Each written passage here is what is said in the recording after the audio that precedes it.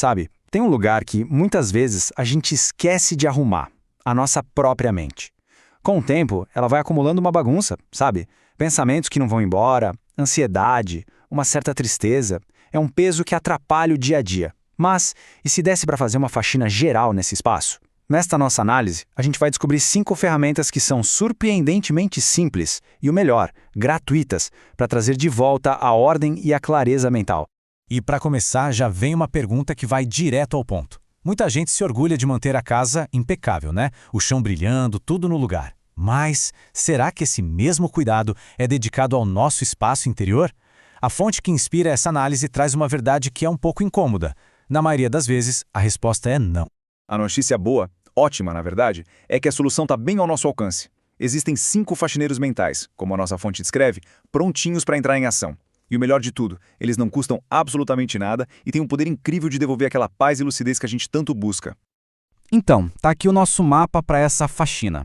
A gente vai explorar o poder do silêncio, a força da respiração consciente, a transformação que vem com a gratidão, a clareza que a leitura traz e, por último, a liberdade que se encontra no perdão.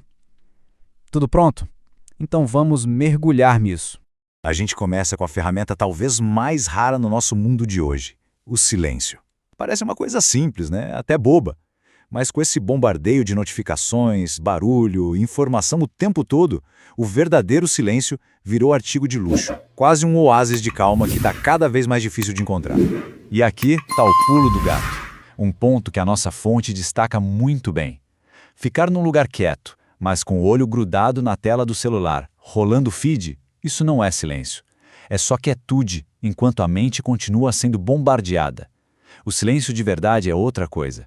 É a ausência intencional de novos estímulos. É ter a coragem de simplesmente estar. E por que essa prática é tão transformadora? Porque nesse vácuo, sem o ruído externo, uma coisa incrível acontece. Sabe aquelas respostas que a gente procura, as intuições que a gente ignora, a nossa própria voz interior? Tudo isso finalmente ganha espaço para aparecer e ser ouvido. Agora, vamos para o nosso segundo faxineiro, uma ferramenta que a gente carrega para todo lado, a cada segundo, a respiração consciente. É um processo automático, claro, mas para pensar. Qual foi a última vez que a atenção foi totalmente dedicada ao simples ato de inspirar e expirar?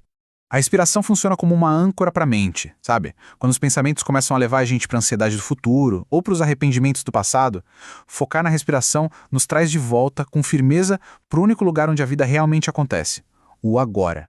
E o mais impressionante é o poder imediato que ela tem. A fonte ressalta que, num pico de estresse, uma única respiração, bem profunda e consciente, pode ser um interruptor que desliga um ciclo de ansiedade. É uma ferramenta de emergência, silenciosa e que está sempre à mão. Nosso terceiro faxineiro é a gratidão. Mas, aqui tem uma distinção que é fundamental. Existe a gratidão fácil, aquela de momento, e existe a gratidão que realmente tem o poder de limpar a mente e mudar a nossa realidade. Olha só a diferença. É muito fácil ser grato quando o sol está brilhando e tudo está correndo bem. O verdadeiro poder, o ponto da virada, está em cultivar um sentimento genuíno de gratidão justamente quando a tempestade chega. É uma escolha consciente, uma mudança de foco. E esse ponto aqui muda o jogo. Praticar a gratidão na dificuldade não é só um consolo. Segundo a nossa fonte, é um ato que redesenha ativamente a nossa perspectiva e, como consequência, molda um futuro mais forte e mais positivo. Vamos para o quarto faxineiro. Um hábito que para muita gente ficou meio esquecido na correria, a leitura. Ela é uma forma de faxina poderosíssima, porque não só limpa o que está velho, mas também renova o ambiente mental com ideias e perspectivas totalmente novas. Pensa na leitura como uma faxina bem ativa. Cada capítulo pode criar novas conexões no cérebro. Cada argumento pode desafiar uma crença limitante que a gente nem sabia que tinha. A leitura literalmente varre para fora aquelas ideias velhas e empoeiradas e abre janelas para novos horizontes. A fonte até compartilha uma visão bem pessoal sobre isso. A frustração que poderia ter sido evitada se certos livros tivessem sido lidos mais cedo. Isso mostra de um jeito brilhante como o conhecimento certo, na hora certa, pode ser um atalho para a sabedoria e para o bem-estar.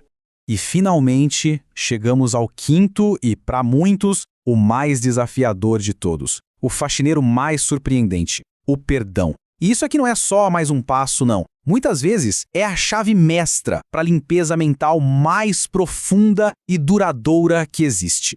O ponto mais interessante aqui É uma redefinição total do que é perdoar. Não se trata de inocentar quem te machucou, nem de dizer que o que aconteceu foi ok.